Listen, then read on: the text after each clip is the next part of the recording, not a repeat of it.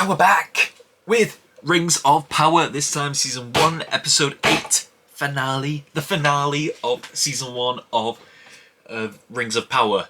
Yeah, and what I can say is, this show has been great. I don't know why people rain so much hate on it. Yes, maybe it is not as good as Lord of the Rings. Maybe it's not. But I will say that it is a decent show. It is a very decent show. Could some things be tweaked? Could some things be improved? Absolutely could. But then again, that's the thing with almost every single TV show. Like, there are very few shows that get it perfect from Season 1. So, this show has got room to breathe. It's got room to improve. Especially with Season 2 already confirmed, if that indeed happens. But, yeah. I've got my final 2 members of the Fellowship's autographs here. I've collected all 9 members of the Fellowship. That's something ticked off our bucket list. And what storylines have we got? We've got the Half-Foot storyline where Nori, Poppy, the Mother, and what's his name? Sagat? The other guy, the leader of the Half-Foot community. They've gone off in search of the stranger who was exiled from their little group last episode, and he's being hunted or tracked by these demonic cultists who destroyed the Half-Foot homes last episode. So they're going to try and warn him about what's happening. The Elrond and Durin stuff. Prince Durin, well, no longer has been pushed aside as heir to Khazad-dûm. The father has disowned him, basically. Even though the mithril has been found, and it's been confirmed that it can heal the tree that Elrond wanted it to. So, but we also saw, because yes, they found the mithril, and yes, they can start mining it if they want to.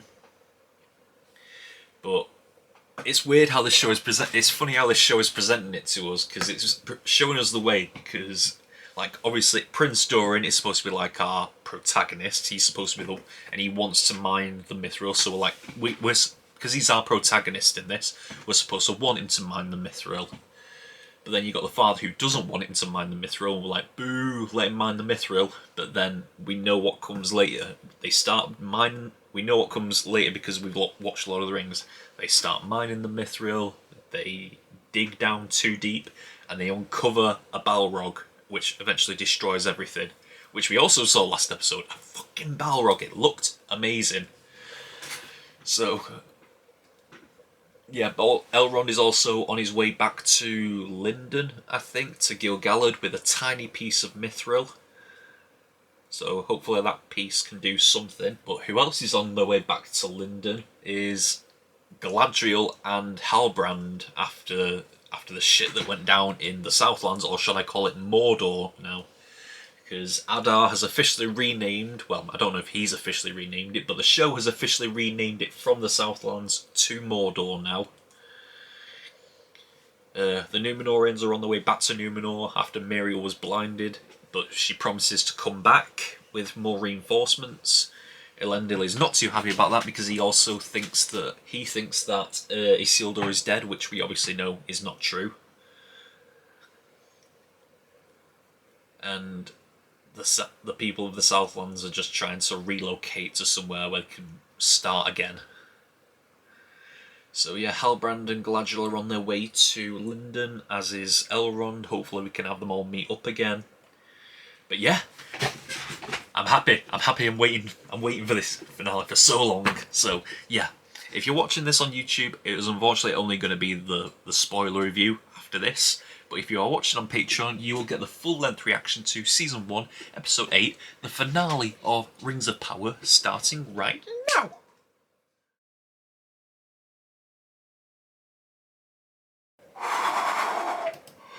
Oh god, this was insane.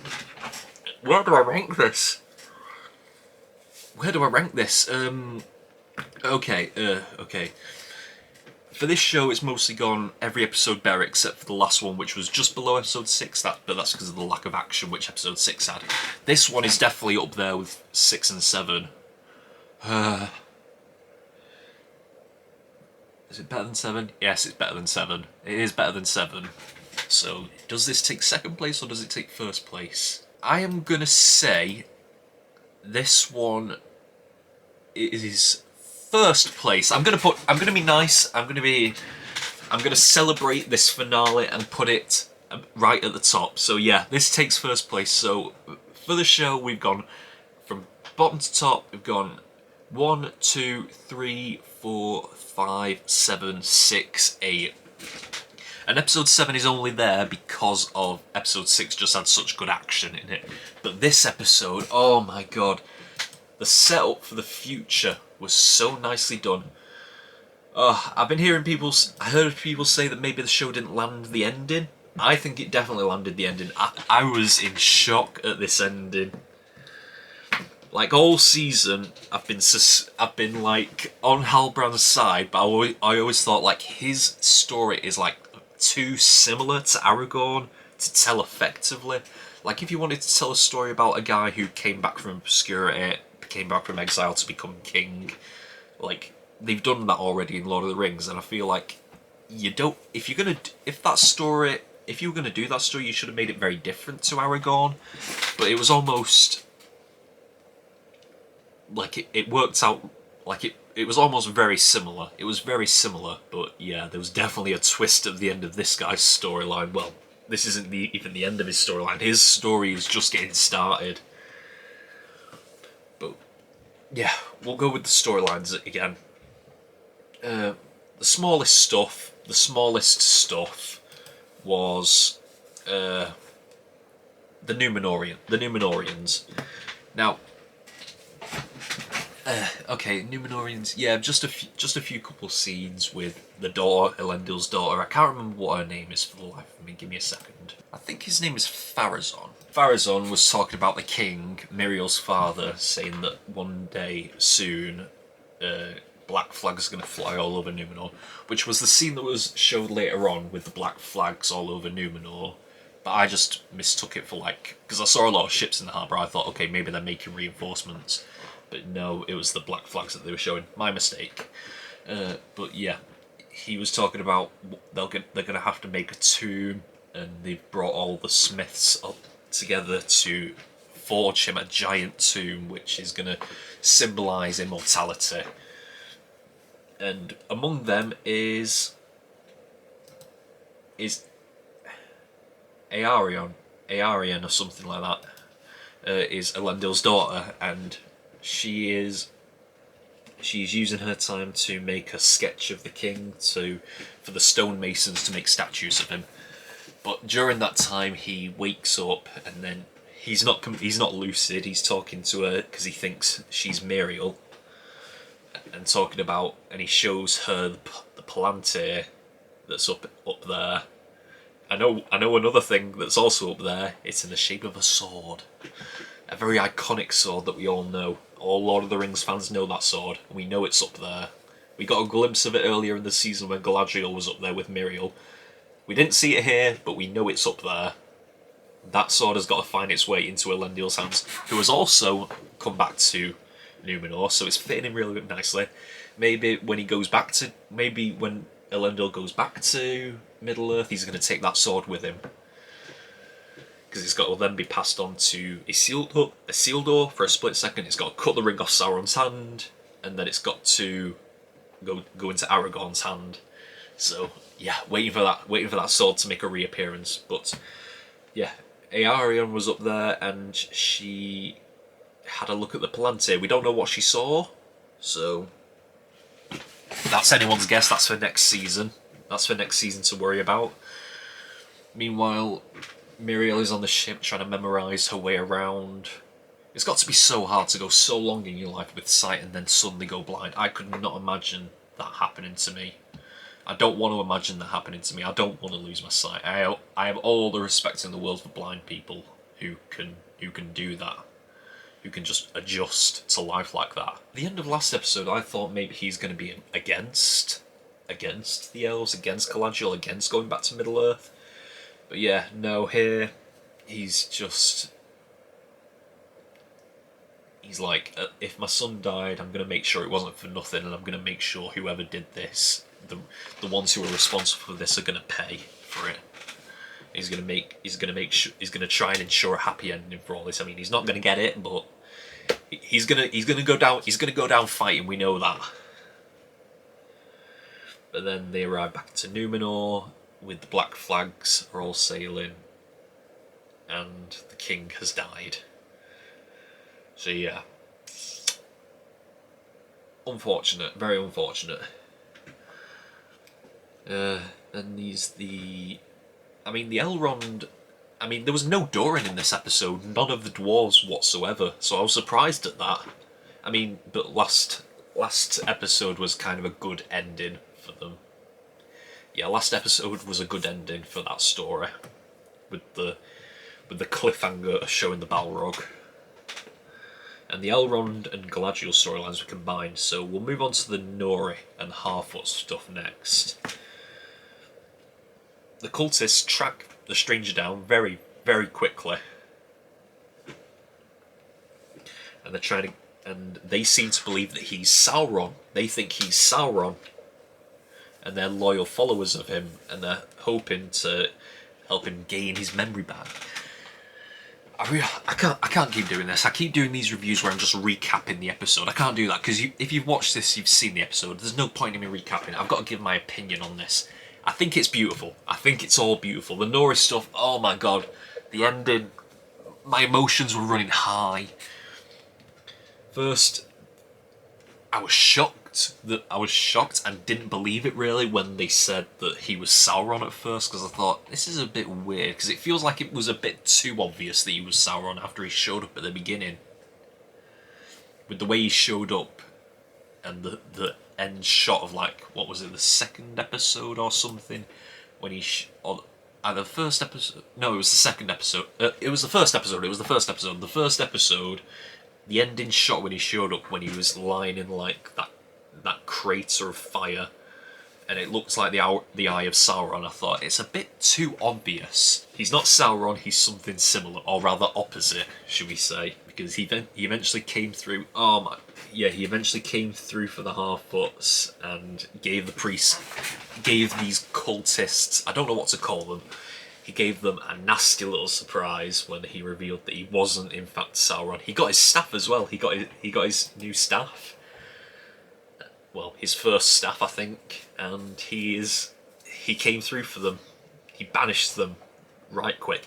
I still cannot tell for the life of me, is he Gandalf or is he Saruman? Because yes, they're saying like he's like the opposite of Sauron. He's the other, which makes me think Saruman because he's the White Wizard, and the White Wizard is supposed to be the enemy of Sauron. But all his mannerisms and all his character, and not to mention the line at the end when he says, "There's a sweet smell on the air. When in doubt, always follow your nose." That is a Gandalf line from Fellowship of the Ring. And I'm thinking, is he Saruman or is he Gandalf? Because in The Lord of the Rings, Saruman, even when he's supposed to be good, he's all business. Like, he's not that friendly. He's all business. Whereas Gandalf is Gandalf is a very friendly character. And if he is Gandalf, it would make sense why he has such a fondness for hobbits in Lord of the Rings, especially if he's got one going on an adventure with him now. But yeah, he comes through at the end. He comes through there and he saves the Harfoots, but not all of them. Oh, Sadok. Even then, at the end, like, we haven't spent much time with him as a character, but even then it still felt so sad when he was, like, saying, like, I'm just gonna sit here, my missus is waiting for me, his wife is waiting for him, and he just wants to watch the sun come up. That's so... It's like sad but beautiful at the same time. Yeah, but now that Malva is in charge of the fucking progression, God knows what's going to happen there.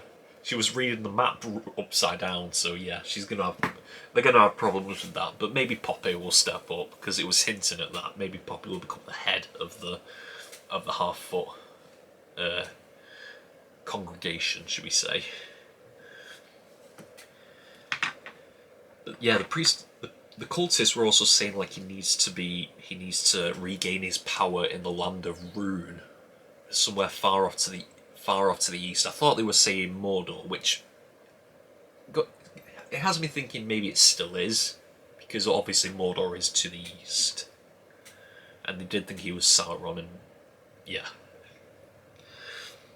So I wonder where they're off to. I wonder where they're going. But yeah, Nori saying goodbye to her family and to all the Harfoots was so sad. It was emotional. It was like, I compared it to when Frodo left at the end of Return of the King. Like, it's sad, but you know it's what he's meant to do. Like, he's got to go. He's got to go and be happy somewhere else. And Nori's a natural adventurer, so yeah, Nori and the stranger who was even, it was even said like Istar was the name, what they called him, and that means wizard. The two of them are off on an adventure. I wonder where they'll end up. And then there's the stuff in Eregion as well. I thought it was Lindon, but it's Eregion, where we had Galadriel, Elrond, Celebrimbor, Halbrand, Gil-galad. All those big characters in the same place once again. When Halbrand was just sneaking around Celebrimbor, offering these keen insights and these suggestions, it just got me thinking of like what I know of like Lord of the Rings lore. I know that Elrond was the one who deceived the elves into making the rings in the first place. Because I obviously knew that Celebrimbor was the one who started making the rings. And just seeing the two of them get all chummy, and I was like, no, something's wrong here. And then Galadriel started getting suspicious as well. And then eventually it's just all revealed. All revealed. Halbrand is Sauron. I mean, the clues are pointing there the whole time. I wouldn't say it's like a necessarily shocking revelation, but I liked it. I like the reveal. And I thought he played it really well. I thought he played like going from rather friendly to quite well, I wouldn't say sadistic, but I did sense a shift in character from him, and it's hard for actors to do that, to shift from one character to another almost seamlessly. I think he did it really well, the actor who played Halbrand. I think he played it really well. Also, Halbrand, should I say Sauron? Sauron is here, and at first they were talking about using the mithril, bonding it with other materials to make maybe a crown for Gil-galad, and then it shifted to making two, and then make it maybe a bit smaller. But then after Galadriel had her revelation, after everything was revealed to her, she was like, no, we have to make three instead. Because they were planning on making 2 rings, but then she said, no, we have to make 3, and it should only be for the elves, which that's got me thinking, like, obviously Halbrand is going to be approaching the dwarves next, and then the men. So yeah, no, this was the first episode of the entire show that Arondir did not make an appearance. Neither did Bronwyn, neither did Theo. The Southlanders did not make an appearance in this. That was so Galadriel is the only character to appear in every episode of this season. Everyone else has had at least one episode off. So Galadriel firmly cements her place as the most reoccurring character in this show. Yeah, and in the end they make the 3 rings. One of them is clearly for Galadriel. I think one of them's for Gil-galad, and I think the other one is for Elrond, because I know in Lord of the Rings, the three elven rings, One is held by Elrond, one is held by Galadriel, and the other is held by Gandalf. So, how it gets from Gil-galad to Gandalf, we've only got to see, because season 2 is probably coming. We're probably going to get some answers. Because, let's face it, they can get through a lot in this show. These episodes are so long, they just keep going, and I love it. We get through a lot of stuff in this show. So the 3 rings have been created. Sauron is travelling back to Mordor. Nori and the Stranger are off on an adventure. Miriel and Elendil have arrived back in Numenor to find the king dead.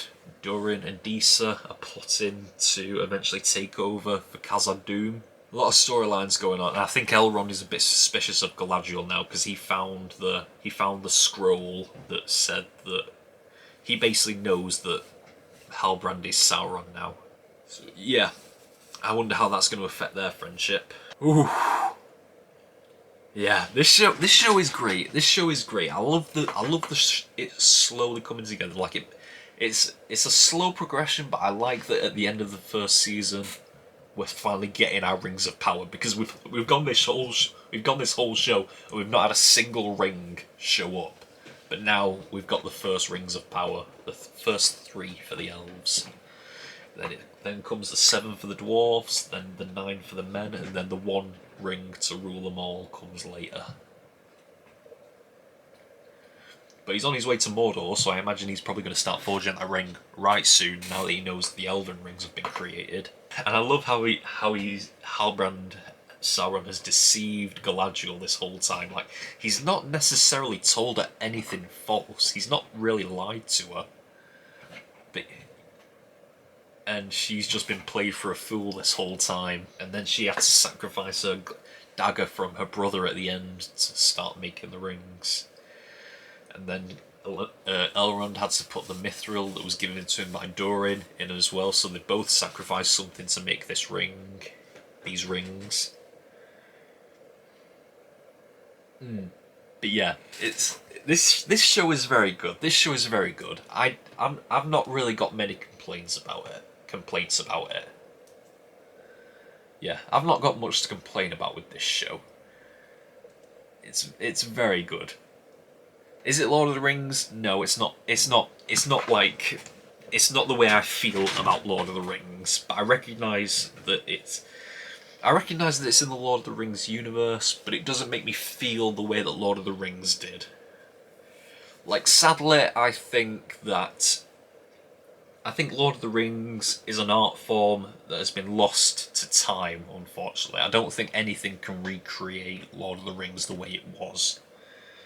The only way I can think of that you'd recreate Lord of the Rings exactly the way it felt back then is if you went back in time and got all the equipment from that time and filmed it now. Because now CGI is just an easier way to go. It's just easier and it's a lot less time consuming and a lot less effort. So people naturally go for CGI above the effort that they went to for Lord of the Rings with all the model making, all the on-set location, everything. But not to mention the locations, the world that was in this show is amazing. Like, Numenor is fucking beautiful. Numenor is gorgeous. Like, Eregion and Lindon are also beautiful. But unfortunately, I think, like I said, I think Lord of the Rings is an art form that is lost to time itself, and it probably will never be recreated exactly the same way ever again. But you can get close, and I think this show was close. And not to mention design-wise as well, the aesthetic is not exactly Lord of the Rings either, because we've seen a lot more of elves and stuff. The elf stuff is quite there. The elf stuff is quite on point. So is the dwarf stuff as well. And I suppose because we've only ever really seen in the men's side of the world in Lord of the Rings, we've only ever seen the kingdoms of Rohan and Gondor, really. And in this one, we basically just dealt with a small little town in the middle of nowhere, so obviously it doesn't feel the exact same. But then you also add Numenor, which is like the height of everything, so it's going to look a little different. If there's one thing, if there's one design choice and one costume choice that I do not like, I'm not down with the Numenorian armor, like the scale-looking armor. I'm not down for it. I'm not here for it. I don't really like it that much.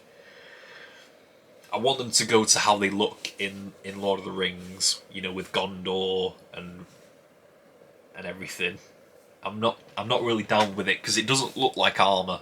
The Numenorian soldiers have on it. It doesn't look like armor. It just looks like a white shirt with a scale pattern on it. It's not the one. It's not the one for me. Still, that little thing aside, I absolutely love this show. I do love it, and I'm gonna be waiting for season 2 because I really like this show, and I cannot wait for it to come back. All right, quick interval here where I am basically gonna give a little bit more of a review because I feel like my last review that I did, I didn't say everything that I wanted to say, but now I've had a few days to think it over. So I want to go through everything and see if it hit or it didn't. You know what? See all the things that made Lord of the Rings good and see if this hits those notes. Because I feel like the way Lord of the Rings was made influences heavily on its popularity now. So, let's see. Characters is mostly a hit. There's a few characters that need a little tweaking here and there. I will go through them in a minute. But for the most part, they hit. I just wish that maybe some... Well, see, with Lord of the Rings, you have a very core group of characters that have all of each other together at the beginning, mostly. Well, they start small, and then it grows to a bigger group, and then they split off. And then you follow their separate storylines, and then they come back together. But first, you have to be introduced to them all as a group, they split off, and then they come back together. But that's how it is. This is kind of the opposite way, where we're introduced to them all separately. And over the time of this season, some of them have come together, like Galadriel has met Arondir. Halbrand met Elrond and Celebrimbor. I mean, Galadriel met Celebrimbor as well. I suppose I'm waiting for all characters to come together. You know, like at Game of Thrones, when it's very like Game of Thrones, all these characters were introduced separately, and then we watched them all come together at the end. I suppose I'm waiting for something like that from this show. But for the most part, characters hit. Music, I don't think anything can touch. If you're trying to do Lord of the Rings, it's going to be very hard to even touch what they did with the originals. Because even then, I can barely remember anything from the Hobbit trilogy. Maybe Misty Mountains. I could maybe remember the Misty Mountains dwarf theme. But other stuff, not really. Whereas with Lord of the Rings, I can remember the Hobbit theme, I can remember the Fellowship theme, the Rohan theme, the Gondor theme, the Mordor theme, the Isengard theme. I can remember all of those, even the Rivendell theme and Lothlorien theme. I can remember all of those. No, I don't really remember that much from this. I mean, I remember the Galadriel theme, because I know Howard Shore didn't really come... I don't think Howard Shore came back for this. Did Howard Shore come back for this? The main theme was written by Howard Shore, so that's the Galadriel theme, basically. Oh no? Was it? Well, he did one of the themes, but I remember the Galadriel theme. Yeah. I don't know. I'm not sure. But either way, it's hard to touch what Howard Shore did with the originals. So I'm feeling like it doesn't hit as well as the originals do. But it was still... I remember the Galadriel theme. And I do kind of like the theme of men. Like, not the Numenorian one, but like the Viking-esque style sound with the Southlanders. I do kind of like that. The scenery definitely hits. Like the on-set look, the set location and everything, like the way Numenor looked. Oh my god, yes. And I do kind of like that the centre piece of Numenor, like the big castle in Numenor, it looks like Minas Tirith. I do kind of like that it looks like Minas Tirith. So that's good. So the scenery definitely hits, because all the shots, like that shot at the end of the Nori storyline where it sweeps over the half foot grouping, and then it goes up the hill to where Nori and the stranger are, and then it shows the scenery in the back. Yes, like the way Mordor looks as well, it's all great. So the scenery definitely hits, because that's a big thing in Lord of the Rings. Anything else? CGI, it looks great. Like the thing I like most about Lord of the Rings is so much effort went into it, and it's a lot of practical effects. I feel like Lord of the Rings was like 20% special effects and 80% on set location and models.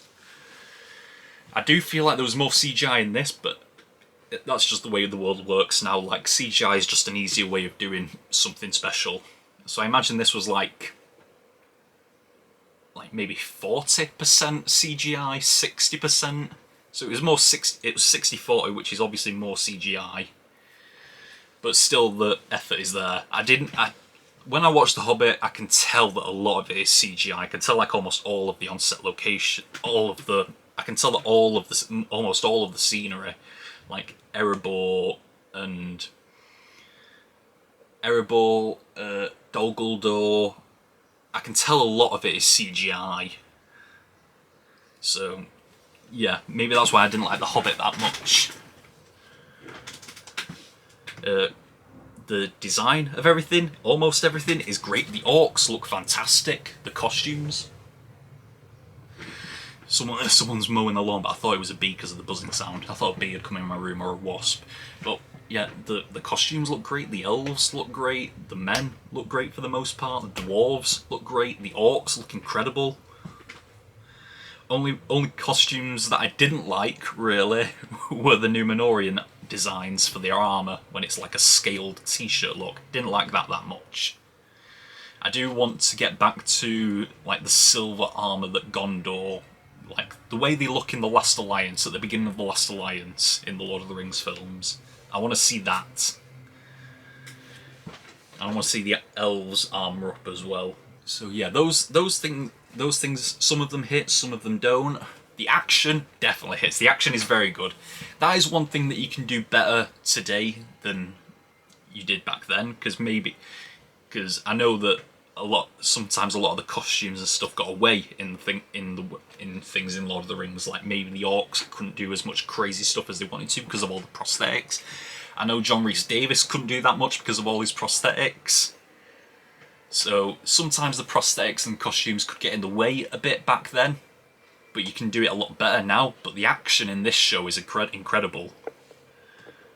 Like the elves versus the orcs fight in like episode 3 when they're trying to escape the trench was awesome. The action in episode 6 was also incredible, where it's more like peak human physicality as opposed to like superhuman and campy, like the Legolas action in The Hobbit when he's like jumping over the Hobbit heads and stuff like that.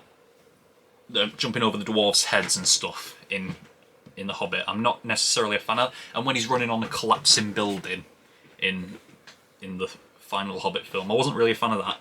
But this is like still grounded, but still a bit more superhuman. So I like the action a lot.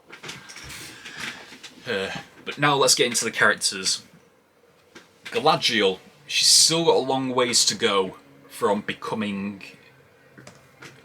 turning into what she is now into what she's going to be. But I see the change coming now that she realises she's been thoroughly done over. Not just by Adar, but by Halbrand especially, or Sauron. So I can see that change coming. I can see her realising that her hate and her anger, and especially her conversations with Theo in the second to last episode as well, I can see her realising that maybe all this hate and anger is not going to get her anywhere, and it's only going to lead her down the wrong path. Because it really did. Like her desire to see the orcs destroyed, her desire to, like her anger at these orcs, and her desire to see the orcs wiped out from the Crownlands, wiped out from the Southlands, is what led her to bringing Halbrand back. So maybe she's got to let go of that and maybe step away if she's gonna. So that explains why she steps away a lot in the Lord of the Rings, because she doesn't want to get fooled again. So I can see the change happening. So that's Galadriel. She still needs a bit of work, but I can see the beginning of it happening. Okay, other characters. We'll go with the elves first. We'll go with Elrond next. I suppose I'm waiting because Hugo Weaving has such an authority as Elrond. Like, he's always in charge of everything when he's there. Like, immediately when he steps into a scene, he's got an authority figure. You know that he's the one in charge. I don't necessarily get that from this character, but then again, he's not lord of anything just yet. He's not like a leader of anything just yet. So I imagine he's got to step into that role sooner or later, and he's got to get this authority about him that he doesn't have just yet. But I do like that he's the one who prepares speeches and everything, because Elrond always has a way with dramatic words. He always has a way with dramatic speeches. So I do like that they've laced that in. But he's got to get that authority about him. And also he's got to have a daughter as well. Yeah, he's got to find love and have a daughter before all this is over.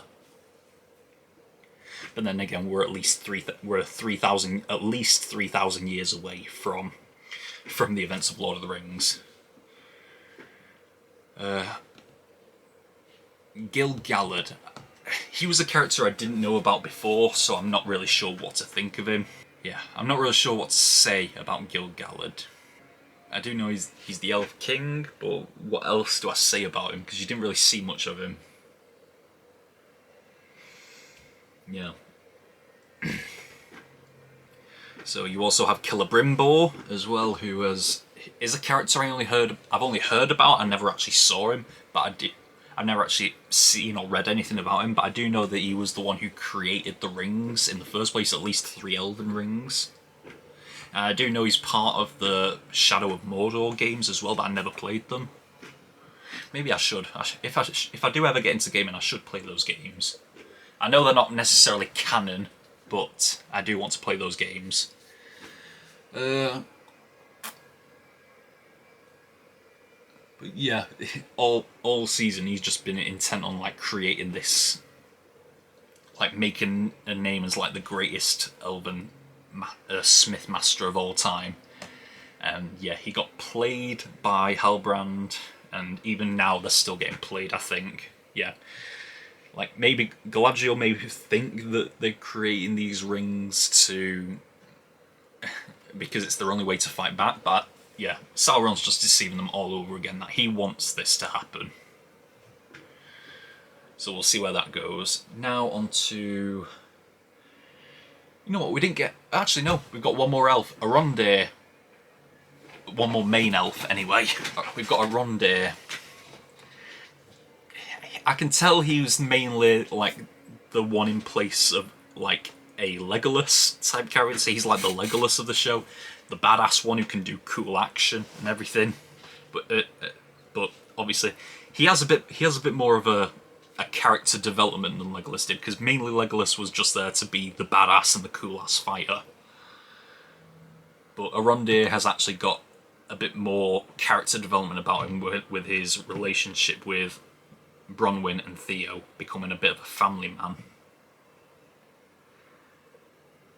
But yeah, he delivered cool action, so he's definitely the Legolas step-in for this. But I do like Arondir. I think Arondir's a cool character. At the beginning of this show, I kind of compared him to the Game of Thrones Jon Snow-like character, the warrior who's just trying to do the right thing, and I suppose I kind of still hold true to that comment. He's just the one who can fight well, who's just trying to do the right thing. So yeah, I think that comment still holds true for me. So then we move on to the dwarves. We only really got introduced to 3. Durin 1, Durin 2, and Disa. Those are the only 3 we really got introduced to. I do love Durin. We'll start with King Durin because we don't have much on him. He's being portrayed as this short-sighted, not believing in his son kind of thing.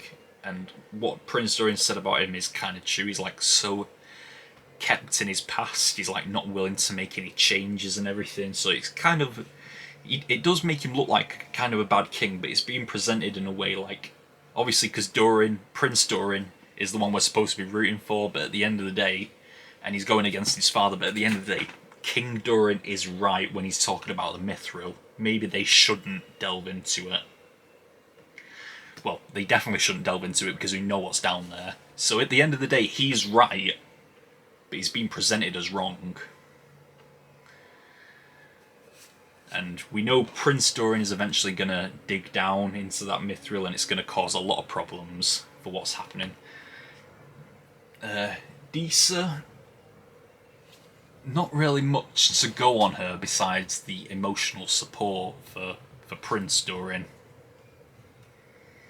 It's good to see a woman dwarf for the first time. I mean, we kind of did see them in the... We kind of did see a dwarf woman in the Hobbit, but you don't really get much at all. So it's good to have a more prominent dwarf woman in this. And then Prince Durin as well. He gave a lot of comedy. He gave a lot of comedy in this season, which I'm not necessarily against the comedy. It's just Lord of the Rings didn't have that much comedy, and whatever did usually came from Legolas and Gimli. So it makes sense that him and Elrond have a similar. It makes sense that Durin and Legolas have sort of a similar interaction. They're the comedy when they're talking to each other. So yeah, I do like that. Half-Foots. You know what? We only got one main character death. Well, one semi-main character death in this season. That was Sadok, who's like the Pathfinder for the. He's like the leader of the Half-Foot community. So he's like the one who reads prophecies and everything, or makes predictions about what's going to happen. So it was sad to see him go. But then again, if we're not spending that much time with the Half-Foots from now on, and it's mainly just Nori, then maybe it's not that much of a big loss.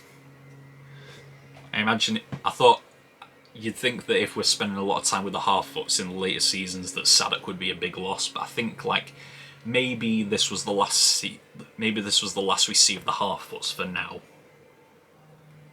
under the lead of Malva. Poppy,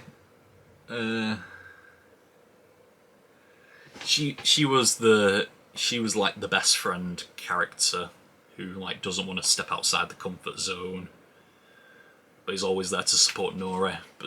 And then you have the family as well. Not much to go on there, but they're a good family. They're a good family dynamic. And then at the end, the mother had to accept that Nori is meant for bigger things than just staying a Half-Foot in the same community all her life. And the dad's just accepted that Nori's going to be who Nori is, and you shouldn't get in the way of that. But the most Half-Foot we got was definitely Nori. She was the main character of the Half-Foot storyline. A natural adventurer. She's got that same itch that Bilbo and Frodo have, like a natural. I don't know. Frodo doesn't really have a knack for adventure. Bilbo does, and I suppose Merry and Pippin do as well. So she's got that, and I wonder if she's like an ancestor of Merry. I mean, she's called Nori Brandyfoot, and Merry is called Brandybuck. So maybe she's some sort of ancestor for him. That would be interesting if that's the case. Just because it's the character in the distant past doesn't mean it has to be a descendant of the main character. She doesn't have to be a Baggins. She can be an ancestor of Brandybuck. Give Merry that credit if you want to. Make her a Took if you want. I mean, Bilbo was part Took as well, so yeah.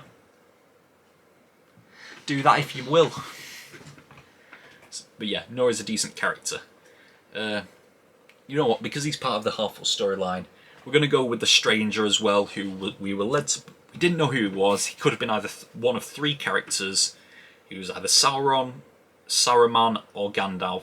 And I suppose I'm still kind of confused. Like those priestesses, those cultists, they were saying he was Sauron, but then they thought, no, he's the opposite one, which that was just my mind thinking that, okay, he's the White Wizard, he's got to be Saruman then. Because the White Wizard is supposed to be the enemy of Sauron. But then that line and that line at the end, when in doubt always follow your nose, that's like a direct Gandalf quote. And he said it to Merry as well, the Brandy book. So yeah, that's got me thinking it's Gandalf, and a lot of people, I've been watching reactions as well, a lot of people are saying it's Gandalf. Which is it also makes sense, because eventually Gandalf becomes the White Wizard anyway, and it would make complete sense if he's, because he has a fondness for hobbits. It starts right here, like he sees them go from the Harfoots, the travelling Harfoots, to the hobbits who just stay in the Shire the whole time. We've still got to discover the Shire as well. I'm still missing some classic locations from Lord of the Rings, like the Shire. So I've still got to find those in this show. But yeah, if this is Gandalf, it's interesting to see his origin as well. His first ever friend was a Harfoot who's going to become a hobbit, so that explains his fondness for that community and that place. Then the last one is probably the men. Yeah, it's the men's or the orcs. You know what? We'll go with the orcs because we really only have one. Adar, the elf who's turning into an orc. So yeah, it's an interesting kind of character. He doesn't behave. Well, he's an orc behaving like an elf. He's an orc who has like an appreciation for the nature of everything because he's still part elf, and he has a certain sense of sympathy for these orcs. He has sympathy for these orcs, and he treats them like children, like his children. So that's might be like the caring side of the elf. So it's interesting because it's not something that many people have. There are very few people in Lord of the Rings who have sympathy for orcs. So that makes him unique in that way. Right, we'll go to the men as well because we had a lot of human characters. We'll start with someone's back. We'll start with Elendil.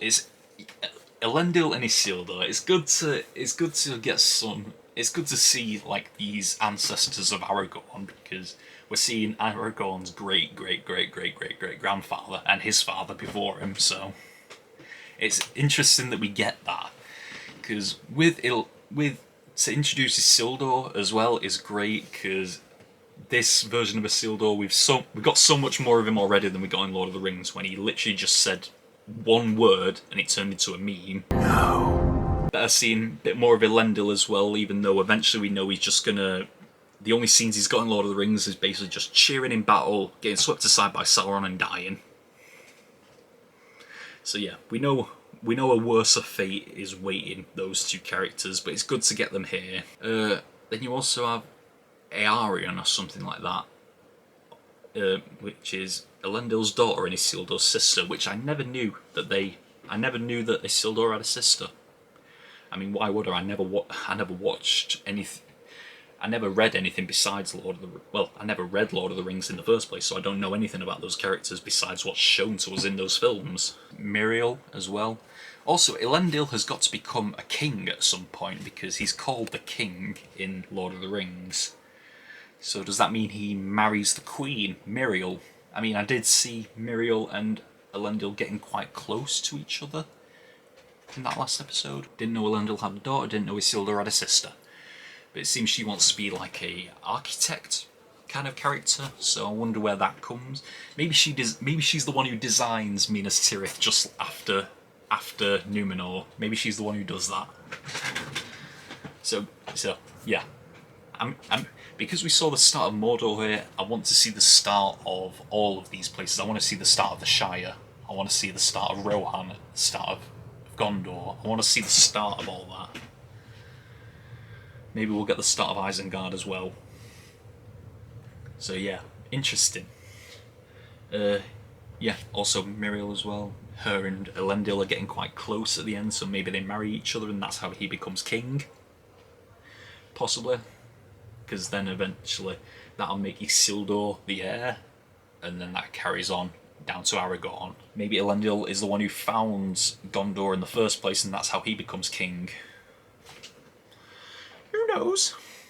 Don't really have enough to go on the Númenóreans that the guy with the beard who advises Muriel or his son. Don't have enough to go on them to really talk. Or the king himself. Seems like he used to be an elf. An elf ally. I mean, it seems like all of Númenor used to be elf allies, but they've drifted away from that in recent years. I'm still confused, like, does he want them to help Middle-earth? Does he not? I'm not sure. And I don't know what Aerion saw in the Palantir as well, so that's got to be something we pick up on in second season. I've also got to see the return of Isildur, which I'm surprised they didn't show him that he was actually alive in this. Like, they're trying to commit to the idea that he's dead, but we know he's not. But maybe that's for people whose first reaction to Lord of the Rings is this show. Maybe they haven't seen the Lord of the Rings films yet, which makes it a good mystery, I suppose. This is going on for a lot longer than I thought it would, so apologies for this long-ass review. I think we're done with the Númenóreans there. Then we got the people of the Southlands, which is Waldrig, who used to be a supporter of Sauron. Now he's just arse-licking to Adar instead. I bet when Halbrand comes back and reveals himself as Sauron, he's gonna try arse-licking him as well, and it's just gonna get destroyed. He's just gonna get his throat cut or his head cut off or something. Something bad is gonna happen to him when Sauron returns, which he already has. Then you got Bronwyn and Theo as well. You know what? I'm surprised at the turnaround of Theo. I thought he was going to become like the Witch King or something. I thought he was going to become a Black Rider because of that blade. I thought he was going to be... Like, I thought something terrible was going to happen to Bronwyn, and it makes, like, he becomes, like, the leader of these people, like, making him king of the Southlands or something. And then he becomes a Black Rider later on because he's going to get one of the 9 rings. I mean, he still could. He still could get one of the 9 rings of men, but I'm surprised at like the turnaround of him, because at the beginning of this season, he was like this short-minded kid who's like had an attitude towards Arondir, and over the time he's seen him as like more of a father figure, and he's gone from having this Morgul blade to having Galadriel's blade. So interesting. And then Bronwyn, who's the love interest of Arondir and the mother of Theo, who stepped up as a leader for her people in this. So I imagine it's going to be a bit of a shock to her when she finds out that finally she was able to hand off this leadership role to Halbrand, and now she realises, oh, she's got to pick it back up again because Halbrand is actually Sauron, who is the last character we're going to talk about, which I don't know what to think of him, because I do like the reveal of him. I liked the reveal of him a lot. I do like how he was in that, especially in the last episode, how he was weaving himself into the making of the rings. And it's interesting that he's called the Deceiver, because he's not, like, everything he's said to Galadriel over this season has not necessarily been false. He's not really said anything that's false to her when he's telling her about his past. So he's never lied to her, but he's clearly working to his own gains, obviously. And like I said, I loved the reveal as well. I really liked it.